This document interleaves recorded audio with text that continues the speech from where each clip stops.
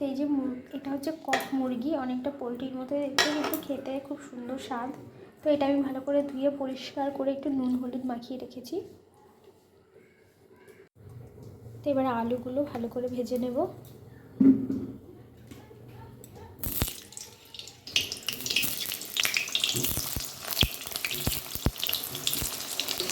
একটু হলুদ দিয়ে দিয়েছি, এটা ভালো করে লাল লাল করে ভেজে নেব।